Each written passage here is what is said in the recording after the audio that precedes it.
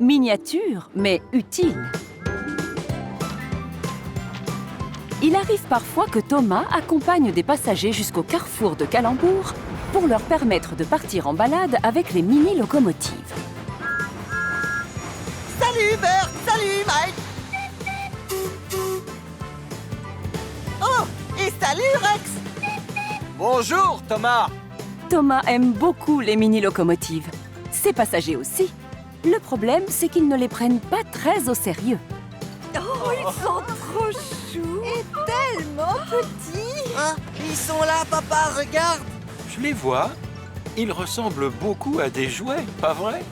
Alors ça, c'est la meilleure. Non, nous ne sommes pas des jouets. On n'est pas grands, mais on travaille énormément et on est vraiment utile. Bien sûr que oui, Mike. Garde ton sang-froid. Ce ne sont que des humains.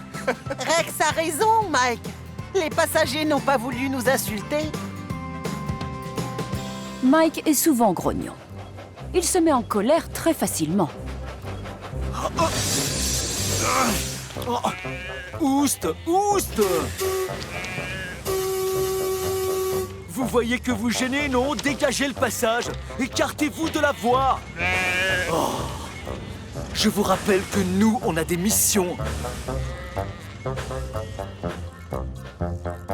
Cette nuit-là, dans le hangar, Mike se plaint des moutons auprès de Rex et de Bert. Ces bêtes ne causent que des problèmes. Je ne vois pas ce qu'on leur trouve. Ils sont stupides. Oui, ils sont stupides, mais ils sont utiles, comme nous trois. Utiles? Non, là tu dérailles, Rex. Je t'assure. Le fermier vend la laine et avec, on fait des vêtements. Ces choses qu'ils portent sur eux en guise de peinture. C'est exactement ça. C'est alors que les mini-locomotives ont la surprise de recevoir la visite de Monsieur Duncan, le petit contrôleur. Les fermiers nous ont chargés de livrer la laine au marché. Si tout se passe bien, ça montrera aux autres que nous sommes vraiment utiles et efficaces. Alors donnez le meilleur de vous-même. J'ai du mal à comprendre, monsieur. Les bêtes sont interdites sur les voies. Elles n'obéiront pas. C'est ce qu'a vécu Mike aujourd'hui. Mais non, n'importe quoi. Les moutons restent là. On prend seulement leur laine dans nos wagons. C'est facile comme mission. Ah oui? J'ignore si cela sera si facile que ça, Rex, mais puisque tu as l'air de bien t'y connaître, tu prendras le premier train. Oh, merci, monsieur. Faites-moi confiance. Ce sera super facile. Je parie que ce sera compliqué. Le lendemain matin, Rex va chercher des wagons et part voir les fermiers pour qu'ils lui donnent la laine.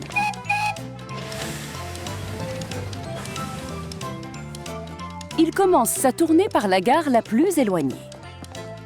La laine a été compactée pour pouvoir rentrer dans les mini-wagons de Rex. Et ce sont les fermiers eux-mêmes qui s'occupent du chargement. Rex s'arrête donc à chaque ferme située le long de la ligne.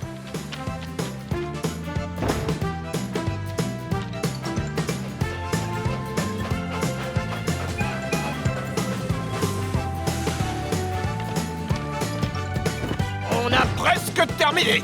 Ah, je savais que ce serait facile. C'est ce que j'ai dit à Bert et à Mike hier soir. Super facile de chez Facile. C'est ça. Allez, une dernière ferme et on y va. Ce que le conducteur ignore, c'est que les derniers ballots de laine appartiennent à Willy. Willy est l'un des fermiers. Mais comme il est souvent dans la lune, il a du mal à être à l'heure à ses rendez-vous. Oh, Oh, Willy, ta laine gigote. Oh non. Si je m'arrête maintenant, j'aggrave mon retard, pourvu que ça tienne. Pendant un moment, rien ne tombe. Et puis à un virage,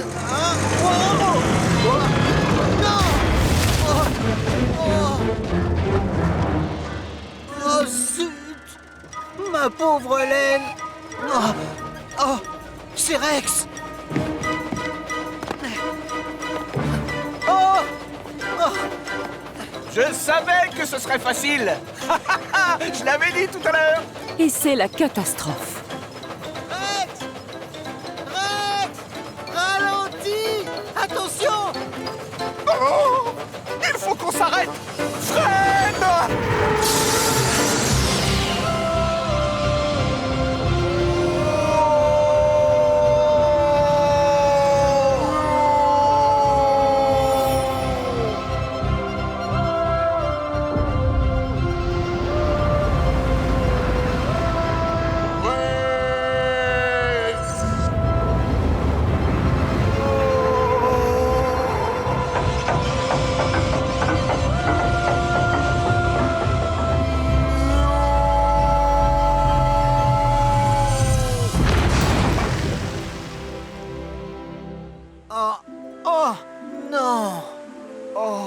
Oh, non.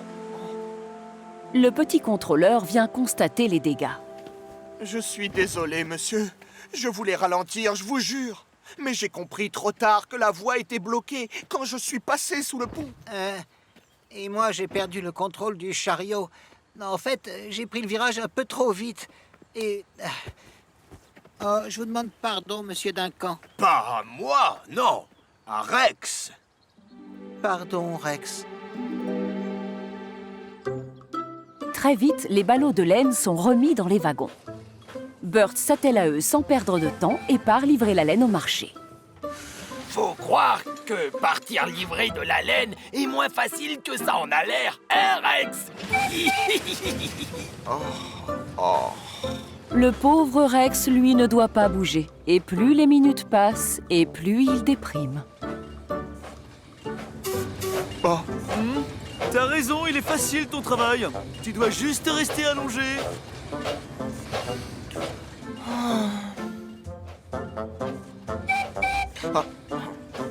C'est Rex.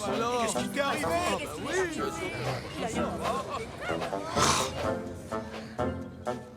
On finit au bout d'un moment par remettre Rex sur les rails. Et c'est Burt et Mike qui l'aident à rentrer au hangar.